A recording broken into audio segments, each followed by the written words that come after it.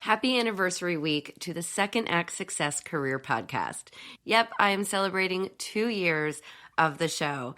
My name is Shannon Russell. I am your host, and I'm so happy to be spending a little bit of time with you today. On this podcast, I often share career advice, work trends, job advice, but we also share inspirational conversations with women who have made the leap from their first act to their second act and beyond. I thought it would be exciting for this week of celebrating our 2-year anniversary to pull some episodes out of the vault, re-listen to them again, and bring back some episodes that maybe you haven't listened to.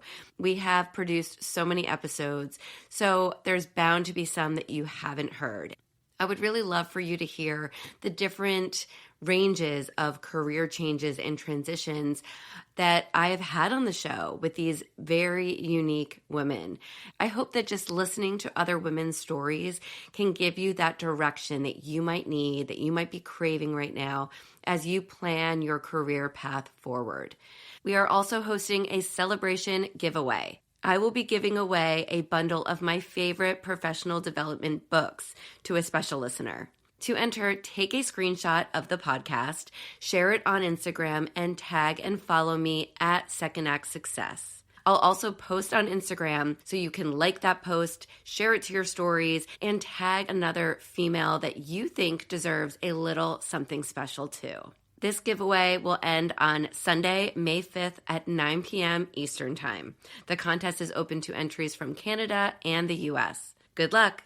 Today, I will be bringing back my conversation with financial guru Bernadette Joy. Hey you, are you feeling stuck, desperate for a career change, or thinking of starting a business, but you're just not sure how to make your first move? I'm television producer turned career coach Shannon Russell, and this is the Second Act Success Career Podcast. This is where you will not only get the career advice you've been craving, but you'll get tips from career and business experts, along with inspiration from others who have made a career transition to find second act success. Let's get started. Bernadette started out her career working in HR for quite some time. She started a clothing line, she jumped around a bit, and then she found herself in debt. But she educated herself, learned about finances, and pulled herself out of debt. Now she teaches others how to reduce their debt and live life financially fit. Here is my conversation with the amazing Bernadette Joy. Bernadette, welcome to Second Act Success. Thank you so much for having me. Let's talk about your career journey. Where did things start for you?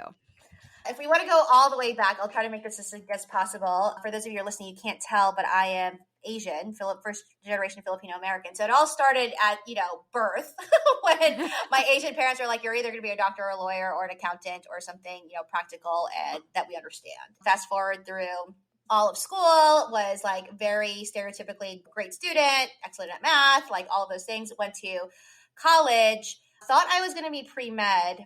Actually applied for all my schools as a biology major and then realized I don't like the sight of blood. That's not going to work. And decided to pursue psychology, which my Asian parents were like, that's not a real degree. So you have to do something else. So instead of switching majors, I ended up doing a business degree and a psychology degree, 2 bachelors in 4 years. And when I came to my senior year, I was like, well, what do you do with a psychology degree and a business degree? And one of my mentors was like, well, that's a perfect combination for human resources. And I was like, I have no idea what that is, but I'll try it.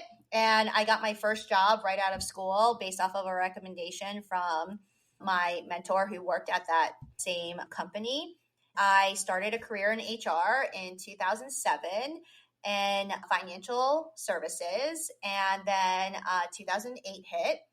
And I thought that HR was like, oh, I'll help people find jobs and, recruit people and make people excited about coming to work. And all I was doing was laying people off.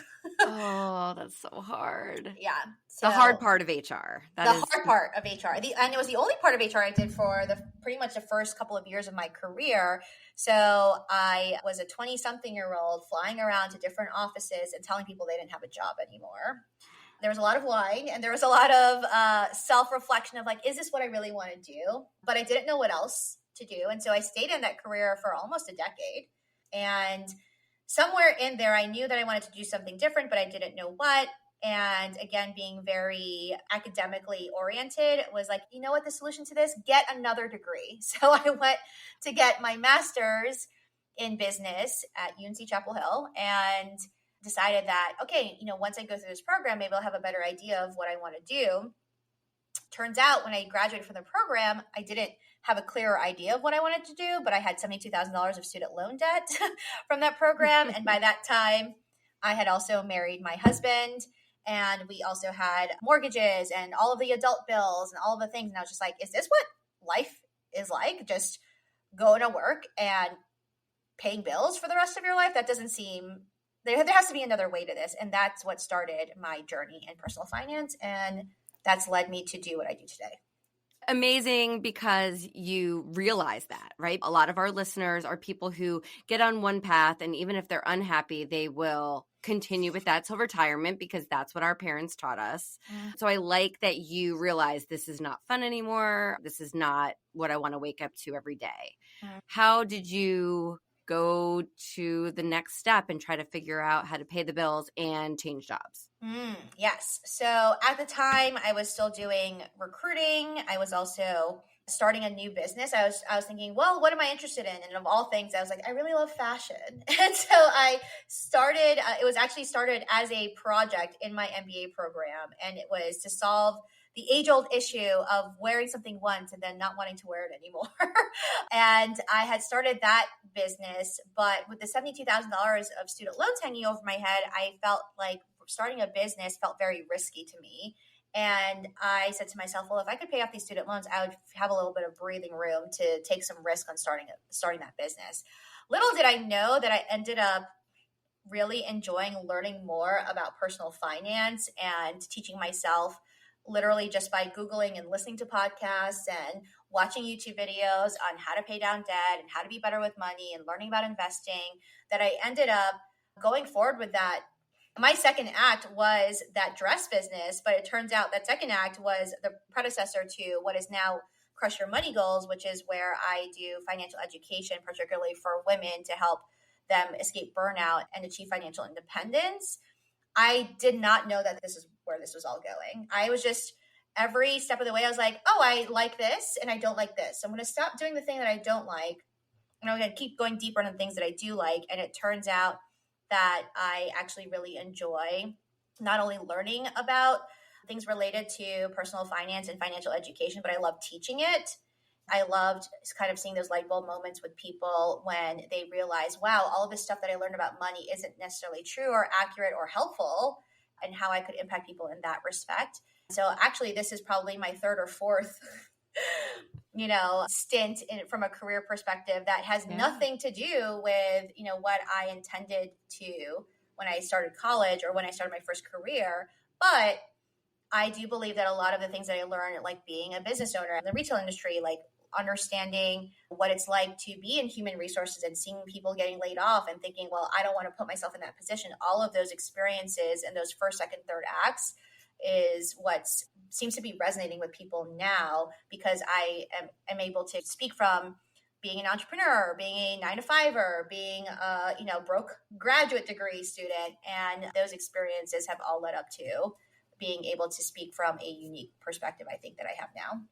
And even the psychology degree, right? Because you're understanding people, and that helped you in HR. So you're able to kind of relate to people. Hey, I was there and I can help you get over it. So how did you and your husband pay off this debt? At one point you had about $300,000 worth of debt. So how did you follow the steps that you learned that you now teach others today? The interesting thing when we first started out, right, is when I would Google how to pay off debt, the primary source that would come up was a guy named Dave Ramsey, which a lot of people are familiar with in personal finance. And for a long time, I followed kind of what those baby steps were.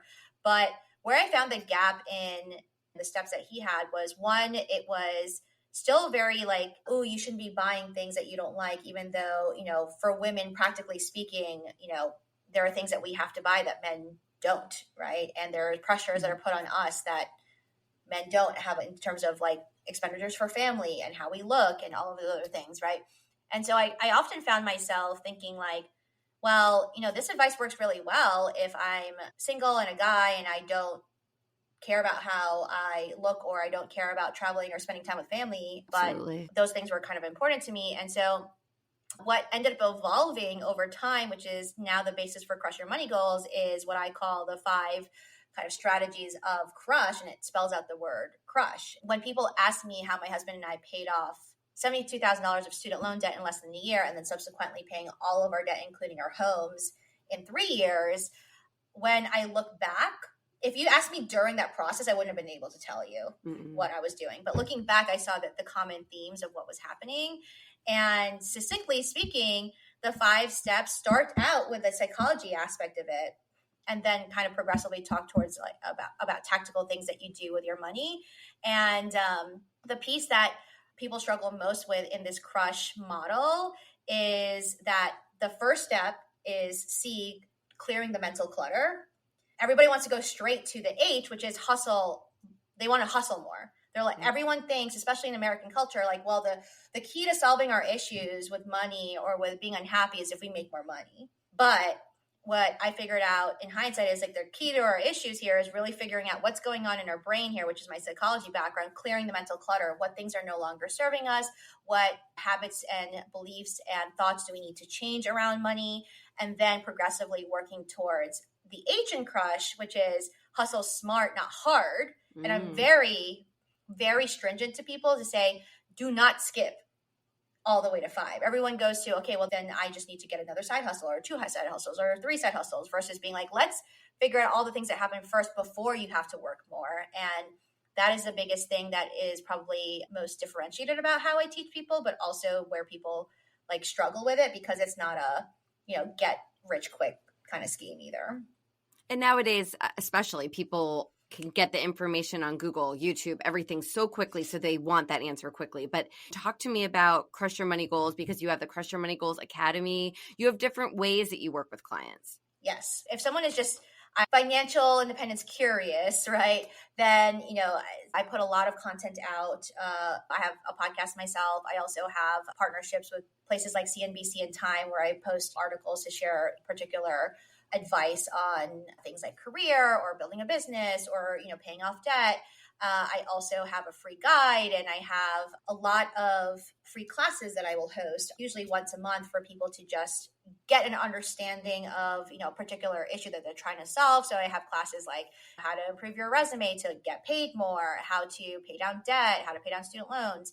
So anyone can join Crush Your Money Goals from the perspective of just consuming the free content that's out there. But if you are moving past just being interested and you actually want to commit to going on the journey of financial independence, and when I say financial independence, really meaning I help people separate and grow both their net worth and their self-worth. The most basic level is people can join the academy and they get access to all of the recorded sessions and all the content. They can do it at their own pace. If they actually finish the course, then they can actually meet with me one-on-one to walk through what their particular plan is. Then I have a group option. And so I have an amazing group of people who are going through the program right now, who we meet every Wednesday, and they have the course, and they also have live coaching with me every week. And then the highest level tier is for those who are like, this is for me. I want to be financially independent, particularly in the next 5 to 10 years. I have clients who meet with me every week one-on-one, and we are specifically going through the particular parts of their financial plan. So aside from my husband and I paying off $300,000 of debt, we've also built our first $1.2 million of net worth. I will be work optional by the time I'm 40. I'm actually work optional now, but now I'm just trying to make a couple of extra bucks to go to more BTS concerts, essentially. And I love it. And for those people who are really committed to, okay, I really want to change the trajectory of my career and my financial future, that top tier option is where you really get the most, pun intended, bang for your buck, because we are working on the specific nuances of what your plan looks like versus, kind of the general topics that we talk about in the group. That is amazing that you sit one-on-one and really go through everything with them. I'm shocked and loving the term work optional. That's a goal that everyone wants, but how do you know when you're there? So The succinct version of this is in the personal finance community, there is a movement called the FIRE movement, which is financial independence, retire early. And you can actually calculate the number you need in order to be financially independent, retire early. And that number, and you can Google it, but essentially it's 25 times your annual expenses. And that number has to be invested. So you can't just have that number sitting in a bank account because it's not growing, right? True. So if you have that number times 25 and it's invested, the idea is that you can, withdraw a little bit of money every year from it, but it's still growing a little bit at the same time you're withdrawing, so it doesn't run out. Okay. That's a very short version of it. What's been interesting, though, is that a lot of people are repelled by the idea of financial independence, retire early, because so many Americans have their identities tied up with their careers that the most common response I get from people is like, I don't just want to sit on a beach all day. And I'm like, first of all, I do. I do too. I would be more than happy to just sit on a beach all day. But there's this idea that if you're not working, that you're just like useless or not valuable. And I just don't subscribe to that. The terminology that I use is actually financial independence, relax every day, which still spells out FIRE. And the idea is, right, like that you have the option to rest if you wanted to. And if you're working, it's because you want to, not because you have to. And that's because you're supported by the finances that you don't have to go to work. In my case, I talk about this number, $1.2 million. It's actually a significant number because based off of my calculations of how much I would need in order to maintain a similar lifestyle to what I'm living now. And of course, that's barring not that anything completely catastrophic would happen or whatever, right? That number was $1.2 million in investments. And that's literally what the amount is I have in my investments right now. And so I tell people, and this is what I think people really gravitate towards, is like the reason I show up to classes and teach classes, the reason that I show up to meet with people one-on-one is to be very clear. And it sounds, kind of like full of myself, but it's like, I'm here because I want to.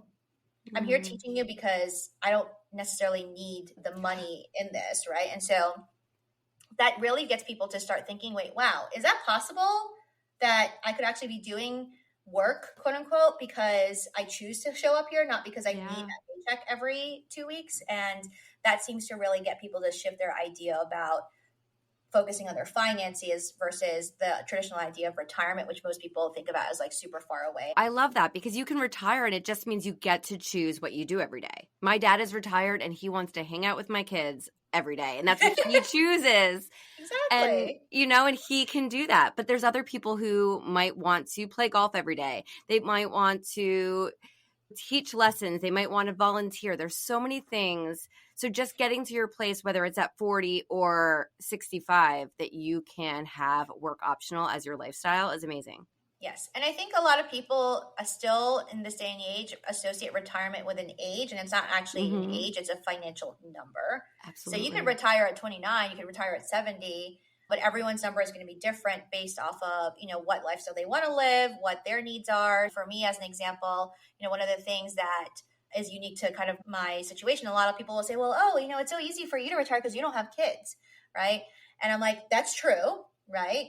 But I also have a condition that costs me $3,000 a month in like medical expenses, right? And so everyone's situation is different. And oftentimes I see a lot of folks who look at other people's situations like, oh, well, that's the reason that they can achieve that. They don't have this or that going against them. But too often, and I would say especially my female clients, we spend a lot of time discounting the things that we actually have in our favor and the things that are working for us that would help us get to financial independence sooner than other people.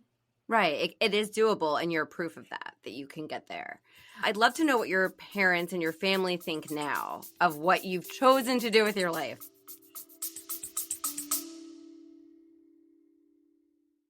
Do you ever feel like you need some support as you plan for your next career move? Then I invite you to join my membership, the Career Clarity Collective. Inside, you'll have access to a community of like-minded women. You'll also take part in weekly group coaching calls with me. Plus, you'll get a monthly masterclass lesson and a resource to help you start plotting your career pivot. Head over to secondactsuccess.co/membership to enroll, or grab the link in the show notes below. I'll see you inside the collective. That is a very complicated question. So I will say my husband's parents like only really started to appreciate, I guess, and that's not even a strong word. They at least acknowledge what it is that I do for a living, because both my husband and I were first generation Filipino American. That both of our parents immigrated from the Philippines, and their idea of someone who's good with money is patriarchal and very traditional, right? Like Right. if you are making good money, then you must have a big house, you must have a nice car, you must be a doctor or a lawyer or an accountant, or everyone in my husband's side of the family is in the health field, like nurses or physical therapists. And so they really did not understand what we were doing personally. We would often get joked on as being like the cheap ones in our family because while we were paying down debt, like we made some choices. Or like, we're not going to go on that, trip to Disney World, or like our car has a scratch on it because, I hate to say it, I would love to tell you that I'm not the stereotype of an Asian person, but I am really good at math and I am terrible at driving. So there's like a huge like thing on the side of our car, and they're like, why don't you just get a new car? And I'm like, but I don't want to, right? Right. And it wasn't until my family started seeing me on television, and really it hit them when one of their friends was like, I saw Bernadette on TV, and they were like, wait, she must be doing something important now, right? More recently, I've had some really heart-to-heart conversations because my father passed away last year, and I'm sorry, Bernadette. Oh, thank you. But he never really understood what I was doing. And my father was an accountant, and my mom was a bookkeeper, right? So they're of the mindset, again, like you do a very traditional job, you do stable jobs. And so they didn't understand when I left my very stable corporate 6-figure job, why would I go do something that potentially doesn't pay that much? But right before my dad passed away, and my dad was 82 when he passed away, so he lived a very long life, but he started like clipping newspaper articles of things like, how to budget better or how to pay down credit card debt. And that was his way of, like, I would get these like literal like newspaper clippings in the mail, and he would just be like, oh, I saw this and it made me think of something that you said on your Facebook or whatever. And so I think towards that last year, he really did start to understand or appreciate things that I was doing. And the kicker on it was now this is a little bit sad, but at my dad's funeral, at the dinner afterwards, one of his neighbors who I'd never met before, like came up to me and she showed me all of the texts that he had sent her of like, oh, my daughter is on this television show, or she put out this thing, like you should read it, right? And so it was one of those classic examples, like the Asian parents don't acknowledge or ever tell you that they're proud of you, but then you find out, afterwards that they were paying attention all along, and in fact that he was more supportive than I had realized. Bernadette, I told you how my husband is Filipino, first generation as well. So I feel like you're talking to his situation, and it's the exact same way. My husband and I were both television producers. He's still producing, and his parents just don't understand it because it's so freelance. We don't have the 401k. It's just never been like that, and it's not in our blood. We're not used to that. They never understood it. And as soon as my husband started getting some higher positions, appearing on TV, things like that as well, that is when they started noticing. So it's funny how, and maybe it just comes back to how they grew up, having so very little and wanting just something more stable for us. Yeah. So it comes from a place of love, I guess. And I look back at that now, and I was definitely like resentful about it, like the last couple of years, especially like when I started doing well. And, one of the things that hits me every now and then, some things have been really kind of skyrocketing in my business. And sometimes I'm like, oh, I wish my dad could see this now, because he was always really just worried that would we be okay? But that's also one of the biggest things that I tackle with a lot of my clients and my students, right? Is that a lot of us have these hangups around what does career look like for us? What does money look like for us? What does our family dynamics look like for us? Because we are passed down these ideas from our parents. And a lot of what I teach, to be honest, is quite counter culture to what a lot of our parents said, right? It's like, you don't retire at 65. You can retire at 40 if you want to. You don't have to have a stable job, but you do have to have multiple sources of income, right? A lot of the things that I teach to people is not something that they've heard before. And if I'm being transparent about it, I used to get really frustrated at first, because I was just like, I don't understand why people don't get it. It just makes sense, and like it worked for me, why don't they understand that it could work for them too? But when you put those extra layers of family and tradition and expectations and not wanting to disappoint other people, that's the hard part of money. That's the hard part of making really tough career choices. That's a hard part of choosing to do a second act or a third act or a fourth act, is balancing all of those things that you know could actually help you, but the fear of all of the pressure that you get around you is probably where I spend most of my time coaching people. Because what you're teaching is so valuable, but it's like changing the psychology that we have been born with and we grew up in. We're like the first generation, I would truly say, that is living this way. We are going outside of that realm that our parents and the generations before did. What you're teaching is just so important and so valuable. Actually, the way I discovered you was on this incredible Instagram post that you posted, and I actually wrote it down because I wanted to bring it up. You posted about how multiple careers are the rule and not the exception, and how you want to normalize that for people and not make it so, all right, you graduate with this degree, this is your job, here's your retirement package. Yeah. It's so funny to me because I'm sure you maybe experience this too. Like when you're in this content creator space, you spend all this time like trying to curate content that you think are like, oh, people are going to really like this one. And that one was like a thought that I just had one day. And then it just like went viral. And I was just like, oh, wait, okay, clearly I should have paid more attention to this thought process of how many people feel stuck in careers because that's like the first place that they went. I've had many attorneys as clients who are like, I don't want to do this anymore, but I have $200,000 in student loan debt, and my whole family is proud of the fact that I'm the first attorney in our family. And how many people I've had who are really just burnt out by whatever it is that they're doing, even when they loved it at one point. And it's been very interesting to me more recently, where I have met a lot of entrepreneurs, the people that you see who are like, oh, they're killing it on Instagram and they're making good money and they get to do this thing that they love and they're helping people. And then they're like, but what if this is not the thing I want to do anymore either, right? And so for me, when I talk about crush your money goals in this iteration, I call it my fourth act because my first act was in HR, and then my second act was in that retail business, and then my third act was kind of the first iteration of crush your money goals. And now I'm moving more into kind of thought leadership and speaking engagements and more content creation type of stuff. And every step of the way, I personally have paused and been like, am I doing the right thing? Am I giving up something good for something that's just going to fall completely flat? Am I going to fail at this?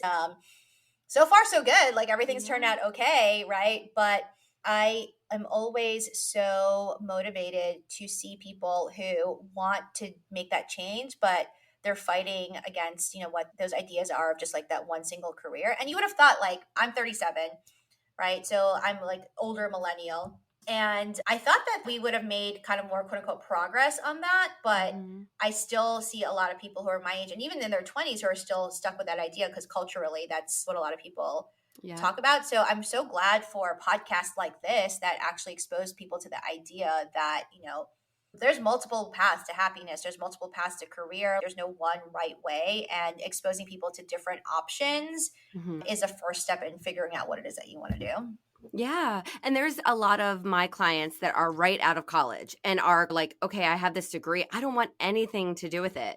Now what? And it's so scary, but in the same sense, thank goodness that you discovered this at 23, because you're not sitting here at 53 saying, oh God, now what? I love that we're both empowering women to make that step because, like you said earlier in our conversation, is that it's harder for women in so many levels. Yeah. One of the conversations I've had recently, I have a client of mine who like left her corporate job, and I was so excited for her on it, but she was really terrified about it because her family was like and she had a big title, big corporate money, but she has two young girls. And she said to me, the reason I can't leave this corporate job and this high paying salary is because of my girls, like because, it's for them. Right. But then as we went through our engagement together, it started evolving of even more so like the reason I need to leave is because of my girls. And I was like, that's interesting. What made you shift? And she said, I want to show them that I was able to make a shift. And so if they ever decided that they wanted to do something different, that they could say, well, my mom did that. And I want to show them that, again, you don't have to stick to something that is sucking your soul just for money. That's not what I want to teach them either. And so it was interesting because the reasoning was the same. It's for my kids, but the choices were different. I stay in this job so I can provide them the basics of, financial stability, or I can leave this job and show my girls what like real freedom really looks like. And I say that especially for, those of your listeners who are particularly raising families. And I get that feedback a lot too, right? Where people are like, it's easier for you because you don't have kids, right? But I have nieces and nephews. And one of the things that I love is that my sister-in-law asked me to be the godmother for one of my nieces, and she said to me, she's like, the reason I want you to be her godmother is because I want her to see what an independent person can look like. And both of us, she's also happens to be Filipino, both of us like didn't have that growing up. And Right. and so for all of the fear of leaving stability, which is often the main reason that people stay in that first act, is the upside is that you create a life of freedom, and then that you can say, well, at least at least I tried. And I think that to me is better. Yeah, you tried. And I left my dream job in television because of my boys. I was super happy, but I wanted to be around more. I didn't want to travel and work the crazy hours. So I opened my own business. And then it's the same thing like your client of just saying, you can be happy in both. It doesn't have to be a toxic situation, but you can change to make it a better lifestyle. And I don't know if it's a Filipino thing, but my husband had a really hard time with it. And he'll still say, but don't you want to go back? I think to him, it's more of a statute. Oh, totally. And that's where he got that from his family, where I'm like, I know I already did that and I'm still that. I didn't change, but I don't need to be hanging out with these celebrities and doing all of this. It's not what brings me joy now. It's learning from different generations and your family and just what you want to give to your nieces and the next generation. And I love, it sounds like you and your husband have talked about this a lot too. I tell people this to my husband and I, we're both on this financial independence journey together. And sometimes what was hard for us in making some of these choices is, at one point I was the breadwinner, at another point he was the breadwinner, and like, and having someone on your side too. And I will never discount that. A huge piece of why I'm able to do what I do today is because my husband has been generally supportive in kind of every sense of the word. He is the one who told me to quit my day job before. It was like, I can't listen to you complain about this anymore. So like this, it has to be better. But even when my job was good, he was the one who would tell me like, people are really liking what you're saying. And it seems like people really need it. And so he would even say to me, like, sometimes I struggle with what you're telling people, right? Thinking about my net worth different for myself, or thinking about my identity other than what I do for my day job. And so I really encourage people who are thinking about that is to have the conversations with people around you and understand where their thought process is, and look for support where you can, but also don't let other people's limitations on what they think is realistic for them stop you from doing what you want to do. And that was probably what held me back for a really long time, where I would literally tell myself like, who am I to say this? Who am I to think that I can accomplish this? And then I literally had sometimes people in my life who would say like, who do you think you are? Right. And I realized in hindsight, right, it wasn't necessarily a knock to me. It was their projection of what they thought was realistic for them. And that's not the same for everybody. So you still want to take stock of what people are saying around you, but you also want to take into perspective of where is that coming from? Is it coming from them really knowing and understanding your capability, or is it them projecting their limitations on you? That's great. 99% of the time, I think it's that for sure. I think 99.999% of the time. Yeah, I think it's that too. So you do a lot of speaking engagements now, and you really speak to larger corporations. And how is that aspect of your business? It is still a work in progress. It's growing. This is the first year that I'm doing live speaking engagements since I started this business in 2020, and everything went, south on speaking engagements then. Of course, the first time I went to go travel is when I caught COVID. I was able to avoid it all this time. And so it's been a learning curve for me on that. And I will say I'm an introvert by nature. And I think the pandemic only exasperated that. So for anyone who is thinking about doing speaking, give yourself some grace. And, for me, it takes a lot more energy to go to these types of events, but I love it every single time I do it. For the last 2 years, I've been really trying to socialize people around the idea that there is a cross section between race and gender and wealth and all of those things. And it was a hard pill for people to swallow, but people are finally starting to, I think, at least warm up to that. And so my earlier speaking engagements have been more about crushing your money goals and flow your worth, which is, two of the topics I talked about. But in the upcoming quarters, I've been having more requests for one of my talks, which is Crush the Wealth Gap, specifically talking about the challenges as a female or as a person of color on how this generic advice of just like be disciplined isn't enough, right, to really tackle those things. And that's given me a lot of hope that going into 2023 in particular, I think that's a lot of where my business is going to shift, which is really helping crush the wealth gap and not just help people individually crush their money goals. How can we actually aggregate some of these results that we've gotten? And so, as a small example, my group of clients that I have right now, I'm helping them grow their kind of six-figure businesses. But I explain to them, I'm like, if you do what we talk about in this course, then we will have created, $3.5 million of new revenue every month, right? And what can that change for women? Wow, Right? yeah. What can that change for people of color? What can that change for, different generations or the next generation after you? And so what I'm really excited for and that speaking has really shown me is in getting this message out, which is so uncomfortable for me, it's really starting to get people to think differently about not just, what we're doing on an individual level, but how can we actually, solve some of these kind of like more societal level issues. That is so incredible on so many levels. And I think people are ready to hear that now. Because a lot of times, even with my kids, as they save, we have a save jar, we have a spend jar, and we have a donate jar. So it's like trying to teach. Yeah. And they get it. And just trying to teach them now. They'll talk about, oh, this YouTuber is rich. And I'm like, yeah, but look what he's doing. There's a particular YouTuber that they watch that gives all this money to people. And I'm like, that's what you want to aspire to, is to make enough money that you're secure and safe and have what you need, but that you can give back, that you can donate, that you can give money to different organizations. And it's just trying to teach that younger generation. And for you to get out there and speak to large groups, it's so powerful. I love that example so much. What I think, has been really interesting to me is, when I first started talking to corporate groups, I was trying to talk to companies like benefits departments or financial wellness departments or like L&D departments. And I've actually really found a great niche in going to companies that have a strong diversity, equity, and inclusion mission, because it seemed obvious to me. But I literally had an organization one time say, I don't understand how your work is involved in diversity. And I was just like, I'm sorry, let me just clarify. So you don't understand how a woman of color teaching other people how to increase their wealth helps with diversity, equity, and inclusion.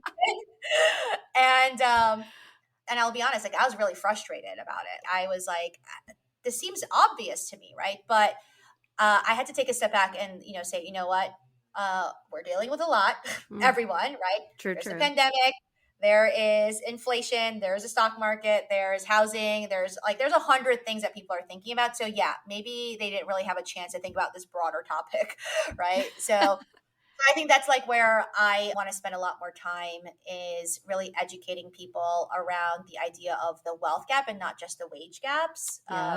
One stat that like always kind of throws people off is there's a study that said in 2021 that the median household net worth for a household that's run by a woman is 50 cents to the dollar of a man's, right? And I, in my earlier parts of my entrepreneurship journey, like I was totally into like the whole girl boss, like, like that whole thing. But that whole girl boss mantra was still heavily revolved around make more money, make more money, make more money. But there was something missing in there about, no, keep more money, right? Keep more money, grow it without doing more work, grow it passively.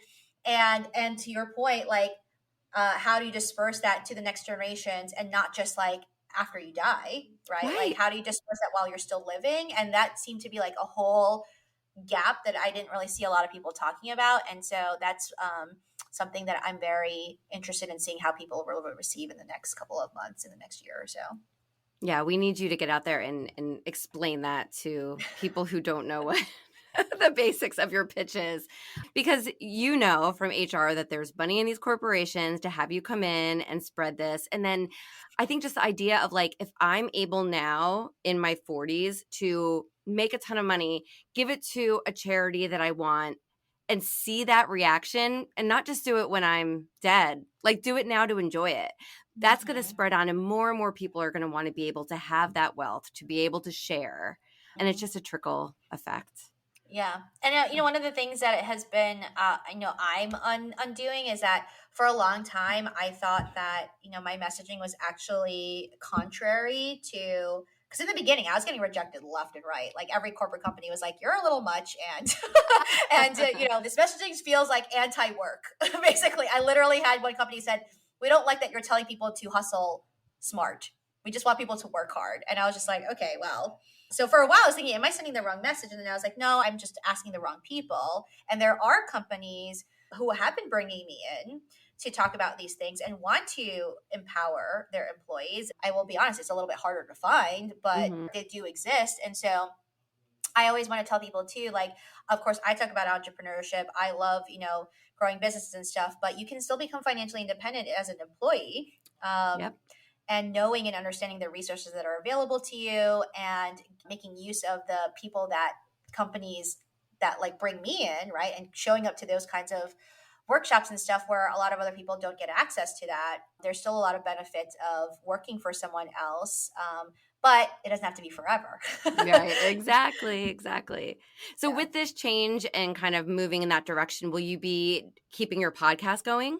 So I have done the lazy version of podcasting. I pod faded. I learned that was a new term. Did you know that pod fading? Pod fade, I have. You pod faded? So I pod faded for a bit because I was focused on growing my courses, my academy. And I actually just recorded the next 5 episodes of the podcast. And what's been really fun about the podcast is that initially it started off with, as an introvert, when I started sharing with people my story about paying down debt and people started asking me to, quote unquote, pick my brain and grab cups of coffee, at the point where I was getting like 10 cups of coffee a week, I went to my husband and I said, I would love if I could just record all of the answers to the questions that people ask me and then just send it to them so I wouldn't have to go for all of these cups of coffee because I don't even drink coffee. Right. And my husband was like, that's called a podcast, right? And I was like, oh, okay, I'll just do that. And so I intended to do it for 1 season, and it was literally how I paid off my student loans. And then, lo and behold, now I'm doing like season 4 or 5 wow. of the podcast, going back to the original podcast and saying like, wow, that I thought it was going to begin and end with me paying down debt. And now I'm doing a podcast series on how I became a millionaire and how you can become financially independent. Has been very humbling, but also really cool to document that journey along the way. That's great. Well, I hope you keep it up. So too. Yeah, I'm excited. All right, it's time for our 5 fast cues of the week. Here we go. Name one thing that these different chapters in your life have taught you. Sounds very cliche, but consistency in habits is who you really are. The things that have created the most quote unquote success for me are the things that I have done routinely versus the kind of the big like reveal moments. So would you recommend taking a leap into a big life change to your best friend? For my personal best friend, no. And actually I say that because one of my close friends, she's like incredibly risk averse. And so that would probably cause a lot more anxiety than excitement. However, for the vast majority of people, where people get stuck on not making moves is they try to think of that like really, really big leap. So for my best friend, I would ask her what's the next like smaller leap that you feel like is really tangible in the next 30 days. I like that. What is one piece of advice that you would give to someone who is going to start their second act? And maybe it is kind of like finance based. Is it, how can they prepare? Because I feel like finance is the number one reason people are afraid to leave their job and start something else. Unsurprisingly, I would say if you have any debt, work on paying that off first. That is the singular financial decision that propelled me to be able to take bigger risks. From an emotional standpoint, it literally felt like a weight off of my shoulders, but also from a cash flow standpoint, the less debt that you have, then the more risk that you can take on in potentially doing a business. Great advice. So what does the next act look like for you? Here's a funny thing. Our initial thought was to practice traveling because that's the number one thing that people say they want to do when they retire. And so last year or so, we've been traveling. We found out that we actually are at that age now where we want to be in our own bed and our knees and our backs and all that other stuff. So we have tempered back the traveling. And I think this next phase for me is actually exploring my passions that have nothing to do with money. So in particular, I keep saying I want to learn a new language, but I have not really spent time on doing that. So I want to learn a new language. I also want to take up dancing again. I also, people know this about me if you follow me on social media, like I love K-pop. And so I'm just going to combine those two things and try to learn, the lyrics in Korean and also try to learn more K-pop dances. There you go. And then you can get BTS to come on your podcast. That should be one of your goals. I don't know if I want that because I think I would literally die. I think I would pass out and that would be the end of it. Okay, yeah, we don't want that. We want you to keep on doing your public speaking, keep the podcast going. I love it. So where can my audience connect with you? Well, first of all, thank you so much for having me. I really enjoyed this conversation. If you want to check out my programs, I'm at crushyourmoneygoals.com. And if you want to follow me on social media, I'm at Bernadette Joy and primarily on LinkedIn and Instagram. Wonderful. Bernadette, this was so much fun. I love our Filipino connection. I love everything about you. And thank you for sharing all of your wisdom and your advice and sharing your story. Thank you so much for having me. Thank you for joining us. I hope you found some gems of inspiration and some takeaways to help you on your path to second act success. To view show notes from this episode, visit secondactsuccess.co. Before you go, don't forget to subscribe to the podcast so you don't miss a single episode. Reviews only take a few moments and they really do mean so much. Thank you again for listening. I'm Shannon Russell, and this is Second Act Success. Have you been wondering if now is the right time to change careers? If you have been asking yourself that question, you are not alone. I created a new 10-question quiz that will give you the clarity you need. Download the quiz at secondactsuccess.co/quiz. You will get results quick. Plus, you'll get action items for you to implement right away. I am also including private podcast links to give you even more information on how you can move forward to pursue your second act career. You can grab it now at secondactsuccess.co/quiz. Good luck.